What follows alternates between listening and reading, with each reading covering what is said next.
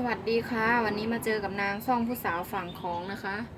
วันนี้นางจะพามาทำหมกเห็ดนะคะเป็นเห็ดนางฟ้านะคะ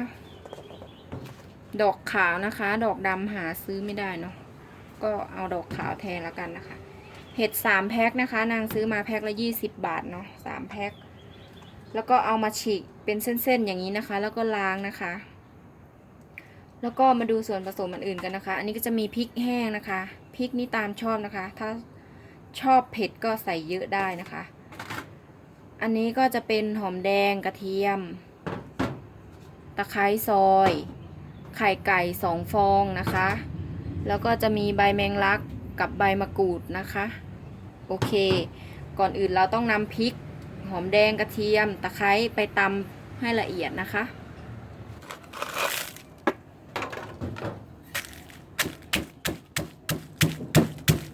โขลกทุกอย่างรวมกันให้ละเอียดนะคะก็จะมี4 อย่างนะคะที่เราจะนำมาโขลกเนาะ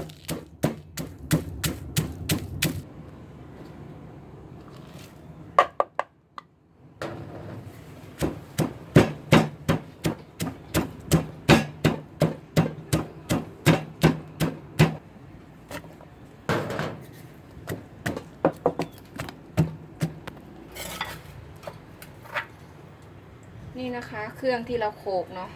ตักมาใส่ในกะละมังเลยนะคะ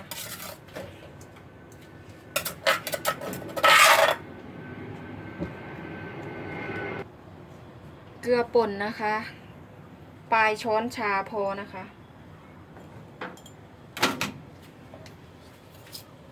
น้ำตาลทรายนะคะ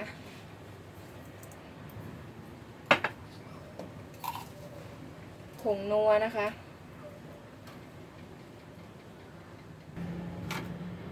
น้ำปลานะคะทีนี้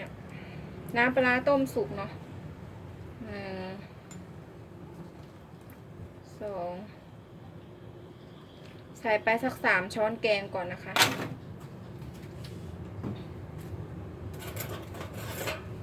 อันนี้ก็จะเป็นใส่ไข่ไก่นะคะ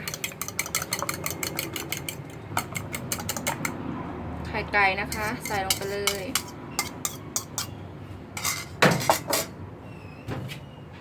ใบมะกรูดฉีกนะคะ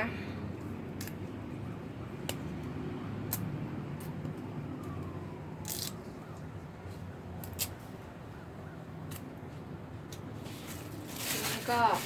ขยำได้เลยนะคะ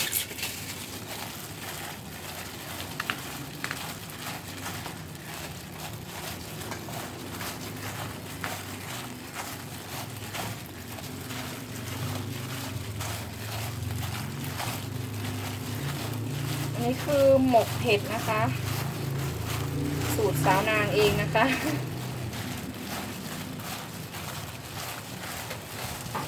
หอมเครื่องเทศมากเลยค่ะ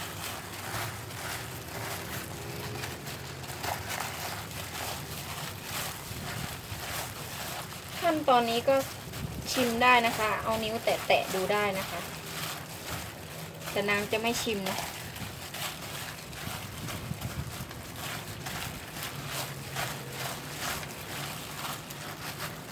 ทีนี้ก็ใส่ใบแมงลักนะคะเพิ่มความหอมนะคะ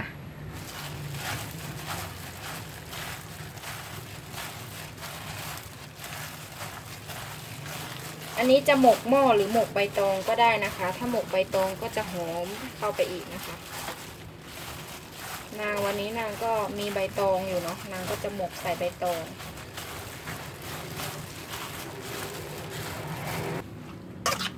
นี่นะคะ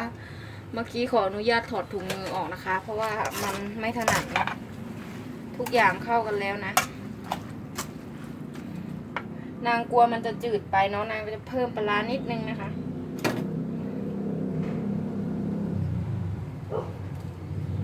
นี่นะคะ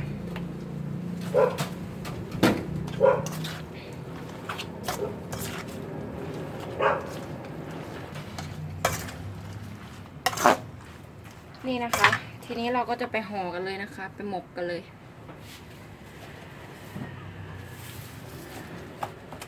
นางก็จะเตรียมตองไว้แล้วนะคะนี่นะคะ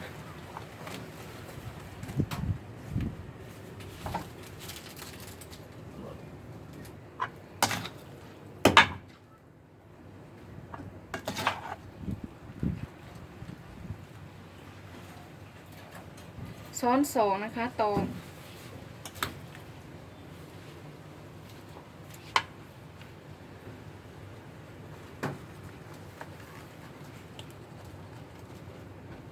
วิธีการห่อก็ไม่ยากนะคะ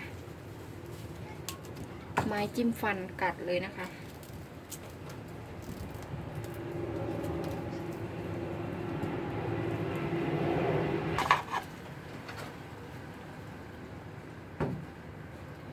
หมกที่2นะคะ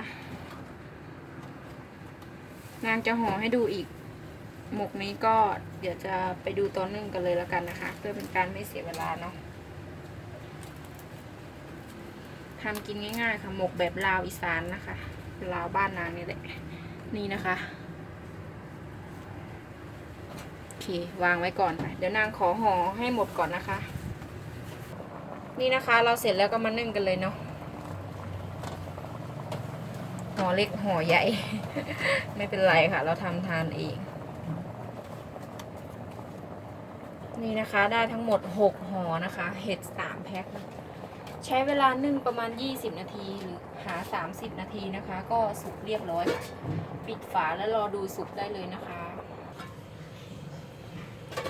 นี่นะคะหลังจากที่เรานึ่งไป30นาทีนะคะก็เป็นอันสุกเรียบร้อยเนาะนี่นะคะเรามาดูกันเลยเดี๋ยวนางจะแกะให้ดูนะคะ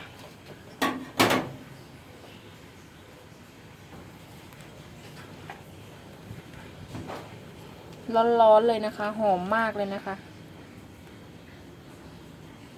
นี่ค่ะหน้าตาหมกเห็ดนะคะกินกับข้าวเหนียวร้อนๆนะคะอร่อยแน่นอนค่ะหอมปลาร้าหอมตะไคร้นะคะหอมมากโอเคค่ะสำหรับคลิปนี้นางก็ขอตัวลาไปก่อนนะคะถ้าใครชอบก็อย่าลืมกดไลค์กด Subscribe ให้ด้วยนะคะอย่าลืมกดกระดิ่งนะคะลองไปทำทานดูนะคะอร่อยแน่นอนค่ะสูตรลาวอีสานนะคะแซ่บๆค่ะสวัสดีค่ะ